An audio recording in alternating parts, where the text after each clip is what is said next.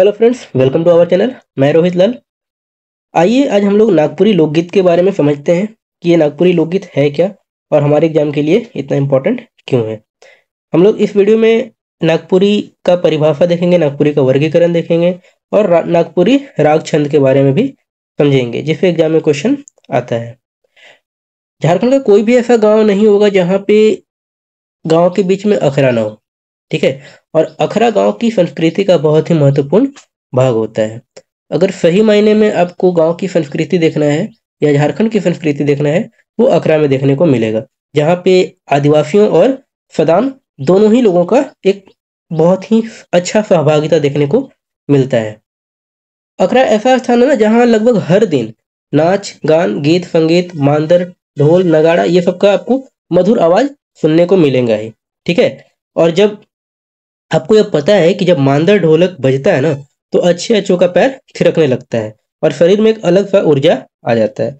मतलब वहां बिना आप नाचे रह ही नहीं सकते हैं। तो ये हमारी झारखंड की संस्कृति, ठीक है। और मांदर का जब धांग तिंग धांग बजता है तो भाई अलग ही टाइप का सुकून मिलता है, वो अलग ही सा एनर्जी बॉडी के अंदर ले आता है। इसलिए हम लोग इस वीडियो में नागपुरी लोकगीत से रिलेटेड हर एक महत्वपूर्ण बिंदुओं को या हर एक महत्वपूर्ण पॉइंट को अच्छे से समझने वाले हैं, जिससे हमारे एग्जाम में क्वेश्चन आते हैं। और इस टॉपिक पे एग्जाम में आपको 4 से 5 क्वेश्चन देखने को मिलता ही मिलता है। नागपुरी लोकगीत नागपुरी के सिलेबस के लिए बहुत ही इंपॉर्टेंट टॉपिक है, जिससे आपको 4 से 5 क्वेश्चन एग्जाम में जरूर देखेगा। अगर आप मेरे चैनल पर अभी पहली बार आए हैं या अभी तक आपने मेरे चैनल को सब्सक्राइब नहीं किया है, तो प्लीज़ चैनल को सब्सक्राइब कर लें और इस वीडियो को अंत तक जरूर देखिएगा। उम्मीद है आपको ये वीडियो बहुत पसंद आएगा और बहुत कुछ आपको जानने को मिलेगा। ये शुरू करते हैं। नागपुरी भाषा में लोकगीत जो है ना, वो मुंह जबानी चलने वाला एक गीत है, जो कि एक जनरेशन से दूसरे जनरेशन के पास मुंह जबानी यानी कि गाकर या सुनाकर उसे फॉरवर्ड किया जाता है। मतलब ये आपको लिखित नहीं मिलेगा, ये अलिखित है, ठीक है। नागपुरी लोकगीत जो है वो अलिखित है। मतलब क्या हुआ कि एक जनरेशन से दूसरे जनरेशन इसको सुनकर याद करते हैं और इसी तरीके से ये एक जनरेशन से दूसरे जनरेशन पास ऑन हो रहा है, ठीक है। मतलब कि यह मुंह जबानी चलते आ रहा है। आइए देखते हैं अब कि नागपुरी लोकगीत का परिभाषा क्या है। तो लोकगीत को अंग्रेजी में फोक सॉन्ग कहा जाता है और नागपुरी में इसे गीत के रूप में जाना जाता है। यह इंपॉर्टेंट पॉइंट है, अब इसको याद रखिएगा कि नागपुरी लोकगीत का सबसे बड़ा संकलन जो है वो बीपी केसरी के द्वारा लिखा गया है, जिसका नाम है नागपुरी बृहत लोकगीत, ठीक है। इसे क्वेश्चन एग्जाम में देखने को मिलेगा। ये इंपॉर्टेंट पॉइंट है, आप इसको नोट डाउन कर लीजिएगा या इसे याद रखिएगा। अब हम लोग एक एक करके परिभाषा देखते हैं जो एग्जाम के व्यू से इंपॉर्टेंट है, ठीक है। तो पहला परिभाषा देखने को मिलेगा, लोकगीत स्वतः जन्मा एक गीत है। यह किसके द्वारा बोला गया है? तो यह इनसाइक्लोपीडिया ऑफ ब्रिटानिका जो है उसमें लिखा गया है कि लोकगीत जो है वो स्वतः जन्मा एक गीत है। और इसी बुक में यह भी लिखा गया है कि आदि मानव के उल्लासमय संगीत को ही लोकगीत कहा जाता है, ठीक है। इनसाइक्लोपीडिया में ही बोला गया है कि आदि मानव के उल्लासमय संगीत को लोकगीत कहते हैं। तो ये भी इंपॉर्टेंट है, आप इसको ध्यान में रखिएगा। अब देखते हैं नेक्स्ट कि वासुदेव शरण अग्रवाल जी क्या कहे हैं। वासुदेव शरण अग्रवाल जी के द्वारा कहा गया है कि लोकगीत किसी संस्कृति के मुंह बोलते चित्र हैं, ठीक है। तो ये सब परिभाषा जो है वो इंपॉर्टेंट है, आप इन सभी परिभाषा को याद कर लीजिएगा, ध्यान में रखिएगा, क्योंकि एग्जाम में क्या आ जाए, कौन सा परिभाषा आ जाए, ये कहना मुश्किल है। अगला देखते हैं, लोकगीत हमारे जीवन विकास का इतिहास है। यह तेज नारायण लाल के द्वारा कहा गया था। तेज नारायण लाल के द्वारा क्या कहा है कि लोकगीत हमारे जीवन विकास का इतिहास है। और वहीं बद्री प्रसाद पंचाली के द्वारा कहा गया है कि लोकगीत स्वतः स्फुरन की देन है। मतलब स्वतः जन्मा या स्वतः स्फुरन की देन है, ऐसा बोला गया है। मोहन कृष्ण दा के द्वारा कहा गया है कि लोकगीत रस से बने हुए हैं। आचार्य हजारी प्रसाद द्विवेदी के द्वारा बोला गया है कि ग्राम्य गीत यानी कि लोकगीत आर्यतर भाषा का श्रुति है, ठीक है। और राम नरेश त्रिपाठी के द्वारा बोला गया है ग्राम्य गीत प्रकृति के उद्गार है, या लोकगीत जो है वो प्रकृति का उद्गार है। तो ये दोनों परिभाषा भी इंपॉर्टेंट है, इसको ध्यान में रखना है। इसमें एक और इंपॉर्टेंट परिभाषा ये है, लोकगीतों का मूल जातीय संगीत है, जो देवेंद्र सत्यार्थी के द्वारा बोला गया है। आप इसे भी ध्यान में रखिएगा कि लोकगीत मानव हृदय की प्रवृत्ति, भावनाओं को तन्मयता की तीव्रतम अवस्था की गति है, जो स्वर या तान को प्रधान तान देकर लय या धुन प्रधान होते हैं। ये बोला गया है डॉक्टर शांति के द्वारा। लोकगीत उन लोगों के जीवन का स्वेदपूर्ण प्रवाह है जो आदिम अवस्था में जीवन बिताते हैं। ये बोला गया है केबी दास के द्वारा, तो ये भी इंपॉर्टेंट है, इसको भी ध्यान में रखिए। आदिम मनुष्य के हृदय गान लोकगीत हैं जिसमें उनके उल्लास, उमंग, करुणा आदि के समस्त सुख दुख की कहानी कही गई है। यह सूर्य किरण पारेख के द्वारा बोला गया है, यह इंपॉर्टेंट है, ठीक है। इससे क्वेश्चन आपको एग्जाम में देखने को मिल सकता है। लोकगीत मानवीय कृतित्व की वह सामान्य धरोहर है जो विश्व मानव की भूमि पर प्राप्त हुई है। यह चंद्रशेखर भट्ट के द्वारा कहा गया है। ये उतना इंपॉर्टेंट नहीं है, बट हाँ ये वाला इंपॉर्टेंट है। आदिम मनुष्य के हृदय गान लोकगीत हैं जिसमें उनके उल्लास, उमंग, करुणा आदि के समस्त सुख दुख की कहानी कही गई है। यह डॉक्टर कृष्ण पारेख, सूर्य कृष्ण पारेख के द्वारा कहा गया है, ये याद रखना है। देखिए ये क्वेश्चन एग्जाम में आया हुआ था, म्युनिसिपल का जो एग्जाम हुआ था ना 2023 में, उसमें ये आया हुआ था क्वेश्चन। लोकगीत पूर्णा पर्या से लोक कंठ में बसते गीत मन के हमरे मन, लोकगीत कही है एखन तक चैल आलक है, उके हैं स्वतः परंपरागत। तो ई केकर परिभाषा है क्या, मतलब यहाँ 4 ऑप्शन दिया हुआ है। यह जो लोकगीत का परिभाषा दिया हुआ है वो किनके द्वारा दिया गया है, इसका आंसर हम नहीं बताएंगे, इसका आंसर आपका होमवर्क है, आप कमेंट करके बताइएगा, क्योंकि ऑलरेडी 2023 में एग्जाम में आया हुआ है, तो इसका आंसर आपको कमेंट बॉक्स में करना है। अब आइए देखते हैं लोकगीत का वर्गीकरण, कि लोकगीत को किन्होंने कितने भागों में बांटा है, ठीक है। तो बीपी केसरी का जो बुक है बृहत लोकगीत संग्रह, उसमें इन्होंने लोकगीत को 19 भागों में बांटा है, ठीक है, ये याद रखना है, ये इंपॉर्टेंट है। नागपुरी गीतों की छंद रचना नामक किताब में डॉक्टर कुमारी बासंती जो है, ठीक है, वो राग छंद के आधार पर इसे 26 भाग में बांटी हैं, ठीक है, और वहीं लोकगीत के आधार पर इसे 9 भाग में बांटी हैं।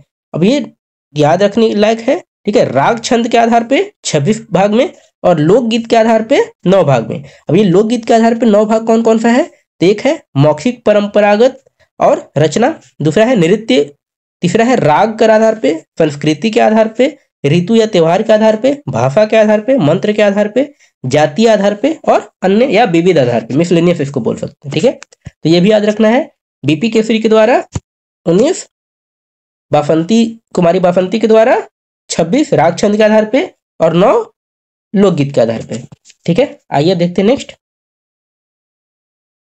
अब नेक्स्ट में ये देखिए कि भुवनेश्वर अनुज जी के द्वारा ना नागपुरी लोक साहित्य नामक किताब में 5 भाग में बांटा है। इन्होंने लोकगीत को 5 भाग में बांटे हैं। अब ये 5 भाग कौन कौन सा है, संस्कार गीत है जिसमें आपको जन्म से लेकर मृत्यु तक में जो 16 संस्कार होते हैं ना, उसमें मृत्यु को अगर छोड़ दिया जाए तो सभी संस्कार में लोकगीत देखने को मिलता है। जन्म संस्कार हो गया, ब्याह हो गया, मड़वा हो गया, हल्दी हो गया, लगन हो गया, मटकुड़वा हो गया, पानी काटे है, ये सभी जितने भी संस्कार हैं उन सभी से रिलेटेड जो गीत है वो संस्कार गीत का पार्ट है, ठीक है। और इनके द्वारा बोला गया है कि संस्कार गीत के बाद ऋतु गीत आता है जिसमें आपको होली, बसंत ऋतु, बरखा ऋतु, बारहमासिया ऋतु, ये सब देखने को मिलता है, ठीक है। अब इसके बाद देखते हैं, अब फिर इन्होंने बोला कि व्रत ऋतु यानी कि पर्व त्योहार, तो पर्व त्योहार में क्या आता है, धरती पूजा आ जाएगा, सरहुल आ जाएगा, जितिया आ जाएगा, जन्माष्टमी आ जाएगा, देवउठान आ जाएगा, दुर्गा पूजा, दीपावली, ये सब जितने भी तरह के गीत आएंगे वो व्रत संबंधी गीत या पर्व त्योहार गीत में आएंगे। चौथा इन्होंने बोला है क्रिया संबंधी गीत। क्रिया संबंधी गीत में जैसे रोपनी हो गया, कृषि रिलेटेड कोई गीत हो गया, ये सब जो गीत हैं वो सभी क्रिया संबंधी या कर्म संबंधी गीत में आएंगे, ठीक है। और इन्होंने फिर आखिरी में बोला विविध या मिसलेनियस गीत, जिसमें झूमर, निर्गुण, भजन, गुदना, गुदवायक टाइम का गीत, ये सब जो है वो इसमें आ गया। तो ये इंपॉर्टेंट है कि भुवनेश्वर अनुज के द्वारा जो है वो लोकगीत को 5 भागों में बांटा गया है। और यह किस किताब में कहा गया है, तो नागपुरी लोक साहित्य नामक किताब में बोला गया। अब ये 5 भाग कौन कौन सा है, संस्कार गीत, ऋतु गीत, व्रत त्योहार गीत, क्रिया संबंधी गीत या कर्म गीत बोल सकते हैं, और मिसलेनियस गीत या विविध गीत बोल सकते हैं। ये इंपॉर्टेंट है, ये एग्जाम में आया हुआ है फिजिकल के। आइए नेक्स्ट देखते हैं। देखिए यहाँ पे ना हम बस एक जगह पे जितने भी वर्गीकरण है उसको कर दिए हैं ताकि आपको ज्यादा दिक्कत ना हो याद करने में। तो देखिए बीपी केसरी 19, कुमारी बासंती राग छंद के आधार पर 26 और लोकगीत के आधार पर 9, भुवनेश्वर अनुज 5, देखिए ये म्युनिसिपल सर्विस एग्जाम में आया हुआ था, और डॉक्टर सत्येंद्र का 3 याद रखिएगा, ठीक है, लेकिन एग्जाम में आया हुआ क्वेश्चन है तो वहां पे आंसर की में 3 दिया हुआ था, तो ये याद रखना है।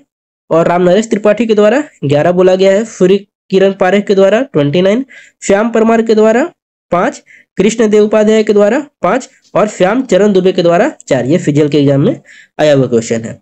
तो आप लोग इसको अच्छे से नोट डाउन कर लीजिएगा और याद रखिएगा, यहाँ पे एक क्वेश्चन आता ही आता है और आपको एक क्वेश्चन परिभाषा से देखने को मिलेगा। ठीक है, आइए अब आगे देखते हैं कि नागपुरी से रिलेटेड या नागपुरी लोकगीत से रिलेटेड कुछ इंपॉर्टेंट फैक्ट हैं जो मिसलेनियस फैक्ट बोल सकते हैं। जैसे प्रोफेसर केसरी के द्वारा नागपुरी भाषा को गीत की रानी कहा गया है या गीत मनक रानी कहा गया है, तो वहीं बीपी केसरी के द्वारा नागपुरी भाषा को बांसुरी का भाषा कहा गया है। और रामदयाल मुंडा जो झारखंड संस्कृति के बारे में या झारखंड से सामाजिक पृष्ठभूमि से जुड़े हुए इंसान हैं, उनके द्वारा बोला गया है कि जे नाची से बाँची। ठीक है, मतलब जो नाचेगा वही बचेगा, तो उन्होंने ऐसा बोला है। अब आइए देखते हैं नेक्स्ट। इस स्लाइड में ये कहा गया ना कि नागपुरी जो गीत है वो संगीत या नाच गान का गीत है। ठीक है, जिसमें आपको नाच गान गीत संगीत देखने को मिलता है। अगर नाच गान कीजिएगा तो ऑब्वियस है कि आप लोग ताली बजा के, जैसे नाचते नाचते लोग ताली बजाने लगते हैं, चुटकी बजाने लगते हैं, तो ये सब इसका एक पार्ट है, कॉमन चीज है। इसमें आपको मांदर, नगाड़ा, ढोल, भेर, मुरली, झांझन, करताल जैसा वाद्य यंत्र भी देखने को मिलेगा, जो कि इस नागपुरी लोकगीत का एक बहुत ही महत्वपूर्ण पार्ट है, जिससे ये पता चलता है कि नागपुरी लोकगीत का जो सुंदरता है वो और निखर कर आपको आएगा बाहर। अब यहाँ यह ध्यान रखना ना कि संस्कार गीत में जो जन्म संस्कार का गीत है ना, उसको झंझाइन, ललना गीत, सोहर गीत या पतरा पिता गीत भी कहा जाता है। ठीक है, इसमें छुआ का जो नाम है, मतलब जो बच्चा जन्म लेता है उसका जो नाम है, उसका प्रतीकात्मक रूप से राम सीता के नाम लेकर गीत गाया जाता है। और वहीं विवाह गीत जो होता है ना, उसमें आपको मेन गीत जो देखने को मिलेगा वो लायर मिलेगा। ठीक है, जो बोलते हैं ना कि लायर गावा रे, तो वही लायर गीत से विवाह में आपको देखने को मिलता है। देखिए, नागपुरी काव्य का जो रचनात्मक कला है ना, वो सबसे पहले छंद से जुड़ा हुआ देखने को मिलता है। काव्य शास्त्र का पहला नियम जो है ना, वो छंद से शुरू होता है। मतलब ये बोल सकते हैं कि छंद का जो सामान्य अर्थ है वो विषय को या किसी भी टॉपिक को बांधना या छांदना से रिलेटेड होता है। ठीक है, तो छंद जो है वो नागपुरी लोकगीत में या नागपुरी काव्य में बहुत ही इंपॉर्टेंट पार्ट होता है। मतलब कि हम ये बोल सकते हैं, या सॉरी इंपॉर्टेंट पार्ट होता है। जैसे संस्कृत के एक आचार्य पिंगल थे, उनके द्वारा बोला गया है कि छंद के बिना काव्य रचना नहीं किया जा सकता है। मतलब छंद जो है वो काव्य रचना के लिए बहुत ही महत्वपूर्ण है। तो वहीं हिंदी के आचार्य जो हजारी प्रसाद द्विवेदी हैं, वो भी छंद को काव्य रचना के लिए बहुत जरूरी मानते हैं। और वहीं अगर नागपुरी में आप देखिएगा तो सहनी उपेंद्र पाल नाहन जो है या कृष्ण प्रसाद साहू जो है, वो भी छंद को बहुत इंपॉर्टेंट मानते हैं किसी भी काव्य रचना के लिए। ठीक है, इसलिए नागपुरी में आपको छंद का 2 भाग देखने को मिलता है, एक लौकिक छंद और एक वैदिक छंद। तो लौकिक छंद जो है ना, वो लौकिक छंद पारंपरिक छंद है जो पूर्ण काल से चलता आ रहा है। ठीक है, जैसे डमका, झूमर, पावस, फगुआ, उदासी, ये सब जो हुआ वो लौकिक छंद है। तो वहीं आपको वैदिक छंद जो होगा ना, वो काव्य शास्त्रीय छंद है, जो वर्ण या मात्रा के आधार पे अलग अलग भाग में चला आ रहा है। ठीक है, जैसे आपको देखने को मिलेगा मात्रिक छंद हो गया। ठीक है, ये सब आपको वैदिक छंद के पार्ट हैं। लेकिन आप ये ध्यान रखिएगा ना कि नागपुरी के कुछ ऐसे विद्वान हैं, जैसे डॉक्टर कुमारी बासंती, जो अपनी किताब में नागपुरी गीतों की छंद रचना में यह बताती है ना कि नागपुरी काव्य जो है वो राग प्रधान है, न कि छंद प्रधान। राग के बाद उन्होंने छंद को महत्व बताया है। उन्होंने बोला है कि हमारा जो नागपुरी काव्य है वो राग प्रधान है, उसके बाद छंद आता है। ठीक है, मतलब उनके अनुसार पहले राग इंपॉर्टेंट है, आफ्टर देन छंद इंपॉर्टेंट है। देखिए, राग का मतलब क्या होता है, तो राग का मतलब होता है जो गाने से रिलेटेड है, मतलब गावे विधान को हम लोग राग कहते हैं। जो कंठ से मधुर स्वर लहरी निकलता है ना, उसे राग कहा जाता है। इतना समझ में आ गया। नागपुरी राग में सबसे प्रसिद्ध राग जो है वो आपको डमकच देखने को मिलेगा, और ये डमकच का जो प्रस्तुति है वो जनाना के द्वारा किया जाता है। अब ये डमकच होता क्या है, तो डमकच गाने का जो समय है ना, वो देव उठान के एकादशी से लेकर घूर्ती रथ तक चलता है। मतलब कि आषाढ़ के शुक्ल पक्ष तक ये चलेगा। यह राग मेनली शादी विवाह के अवसर पे गाया जाता है, और इसमें नाच गान का महत्व देखने को मिलता है। बहुत ही सुंदर तरीके से अलग अलग तरीके का स्टोरी इसमें प्रस्तुत किया जाता है। इस राग का प्रस्तुति जो है वो सामूहिक न होकर अंगना में किया जाता है, और इसमें मर्दाना लोगों का शामिल होना उचित नहीं माना जाता है। अब इसमें जो झूमर है ना, ये नाम से ही पता चल रहा है कि संगीत, नाच गान ये सब इसमें होगा। झूमर जो खेलते हैं हम लोग पर्व त्योहार के या किसी भी ओकेजन पे, तो इसमें झूमर का 3 भेद देखने को मिलता है। एक जनाना झूमर होता है, एक मर्दाना झूमर होता है और एक बंगला झूमर होता है। तो ये तीनों याद रखना है। झूमर में जनाना झूमर, मर्दाना झूमर और बंगला झूमर, ये तीनों याद रखना है। ठीक है, इसमें बहुत डीप अभी नहीं जाना है क्योंकि हमारे एग्जाम में बहुत डीप नहीं आता है, बट हाँ ये 3 इसके टाइप हमें पता होने चाहिए। अब फगुआ का मतलब क्या है, तो फगुआ गीत जो आपको देखने को मिलेगा ना, वो बसंत पंचमी से लेकर, ठीक है, और चैत महीना के पहला सप्ताह तक फगुआ राग में आपको प्रस्तुति देखने को मिलता है। जो हम लोग बोलते हैं ना फगुआ गीत गावत है, तो ये सब जो है वो फगुआ राग का ही एक पार्ट है। पावस राग आप देख रहे हैं, तो इसका प्रस्तुति जो है वो बरखा ऋतु में होता है। ठीक है, ये पुरुष प्रधान राग है, बस ये ध्यान रखना है। इसमें ये बरखा ऋतु में होगा और ये पुरुष प्रधान राग है। नेक्स्ट है उदासी। तो उदासी राग आपको नाम से ही समझ में आ रहा है कि ये उदास सीजन में होता है। जैसे बैसाख, गर्मी के समय जो बैसाख का महीना होता है या जेठ का महीना जो होता है, उसमें कैसे पूरा एकदम उदास उदास लगते रहता है, मन उदास दिन रहता है। तो यही एक कोई साधु संत होते हैं या कोई एक बुजुर्ग होते हैं जो कि पीपल के पेड़ के नीचे बैठ के गाना गाते रहते हैं, तो वही उदासी राग में गाना हुआ, तो यही उदासी राग है। फिर एक होता है डंडई धारा राग, लहफुआ राग हो गया जो लहफ के गाया जाता है, झुमटा जो झूमर का ही एक पार्ट है, खेमटा, सोहराई, इस तरीके से बहुत सारे अलग अलग राग हैं। लेकिन ये कुछ इंपॉर्टेंट राग हैं, आप इसे ध्यान में रखिएगा, इससे एग्जाम में क्वेश्चन बनता है। अब देखिए स्लाइड में हम ये बताने का कोशिश कर रहे हैं कि मर्दाना के द्वारा जो राग प्रस्तुत किया जाता है उसमें कौन कौन सा राग आता है। तो मर्दाना झूमर हो गया, मर्दाना राग का पार्ट, झूमर हो गया, खेमटा हो गया, लहफुआ हो गया, पावस हो गया, ठठिया हो गया, फगुआ हो गया, उदासी हो गया, गोलबारी हो गया, रंग हो गया, डंडई धारा, ये सब जो राग है ना वो मर्दाना के द्वारा प्रस्तुत किए जाते हैं। और जनाना के द्वारा प्रस्तुत की जाने वाले राग कौन सा है, तो जनानी झूमर हो गया, डमकच हो गया, झुमटा हो गया, अंगनई हो गया, बिया हो गया, लाइर हो गया, झंझाइन हो गया, ये सब जो राग हैं वो जनाना के द्वारा प्रस्तुत किए जाने वाले राग हैं। जो समय के हिसाब से राग प्रस्तुत किया जाता है, ठीक है, या जिसमें समय का बोध कराया जाता है, वैसे कौन से राग हैं, तो उदासी देखने को मिलेगा, पावस देखने को मिलेगा, फगुआ देखने को मिलेगा। ये सब जो राग हैं वो समय के हिसाब से प्रस्तुत किए जाने वाले राग हैं। तो इसी तरीके से और भी राग के बारे में दिया गया है, आप इसे देख लीजिएगा, ये उतना बहुत ज़्यादा इंपॉर्टेंट नहीं है, बट हाँ ये 3 इंपॉर्टेंट है, इसको आप ध्यान में रखिएगा। ठीक है, आइए देखते हैं कि राग के बाद जो है वो हमारे नागपुरी में छंद का स्थान आता है। डॉक्टर कुमारी बासंती के द्वारा जब बोला जाता है कि हमारे नागपुरी लोकगीत में छंद से बड़ा राग है, ठीक है, तो हम लोग राग तो देख लिए, लेकिन अब छंद के बारे में भी कुछ देख लेते हैं जो एग्जाम के लिए थोड़ा इंपॉर्टेंट हो सकता है। जैसे छंद जो है ना, यहाँ कुछ आधार दिया हुआ है जिस आधार पे हम लोग छंद को डिवाइड करते हैं। तो पहला आधार दिया हुआ है छंद मानक प्रकृति, गति, लय, संगीत, तालात्मकता यानी कि ताल, ये सब जो है वो पहला आधार है। तो इसमें कौन कौन सा आएगा, डमकच आएगा, झूमर आएगा, डंडई धारा आएगा, ये सब में आपको गति, लय, संगीत, ताल ये सब देखने को मिलेगा। एक होता है पात्र के आधार पे छंद डिवाइड किया गया है, जिसमें जनानी झूमर हुआ, मर्दाना झूमर हुआ, तो ये पात्र के आधार पे हुए। एक हुआ जो ये ऋतु, मास, उत्सव, ये सब के आधार पे डिवाइड किया गया है, तो उसमें आपको फगुआ, उदासी, पावस, सोहराई ये सब देखने को मिलेगा। फिर है संस्कार के आधार पे, अनुष्ठान के आधार पे, तो उसमें आपको आ जाएगा बिया, लाइर, झंझाइन, जन्मगीत, ठीक है, तो ये सब देखने को मिलेगा।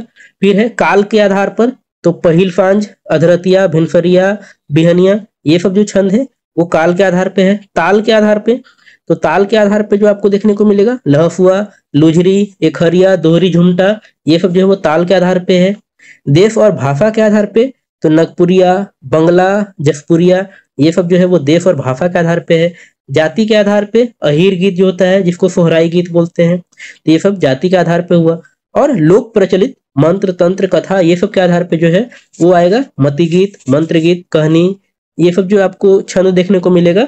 ये कुछ आधार हैं जिनके आधार पे छंद को अलग अलग तरीके से बांटा गया है। आइए देखते हैं, इस स्लाइड में देखिए छंद का कुछ और आधार दिया गया है, ठीक है, तो आप स्लाइड को पॉज कीजिएगा और इसे पढ़िएगा अच्छे से। ये उतना इंपॉर्टेंट नहीं है, इसलिए मैं इसे यहाँ पे डिस्कस नहीं कर रहा हूँ, क्योंकि वीडियो को अननेसेसरी बहुत लंबा करना भी सही नहीं है, बट हाँ, आपको डेटा दिया हुआ है, आपको कंटेंट दिया हुआ है, आपको अगर अच्छा लगे तो आप इसे अपने नोटबुक में ऐड कर लेंगे, क्योंकि जेपीएससी के लिए इंपॉर्टेंट है, जेपीएससी के लिए आपको ये करना होगा। तो यहाँ इसलिए हम यहाँ पे और भी अलग अलग 8 आधार दिए हुए, जैसे राग के आधार पे, ताल के आधार पे, लय के आधार पे, चरण विन्यास के आधार पे, यति के आधार पे, तुक के आधार पे, वर्ण के आधार पे और मात्रा के आधार पे, ये यहाँ पे अलग अलग डिवीजन किया हुआ है। तो आप वीडियो को पॉज करके इसका नोट डाउन कर लीजिएगा या स्क्रीनशॉट ले लीजिएगा। ठीक है, तो आई होप कि आपको ये वीडियो पसंद आया होगा। अगर वीडियो पसंद आया तो वीडियो को लाइक कीजिए, लोगों के साथ शेयर कीजिए, और अगर अभी तक आपने मेरे चैनल को सब्सक्राइब नहीं किया है तो प्लीज चैनल को सब्सक्राइब कीजिए। Thank you.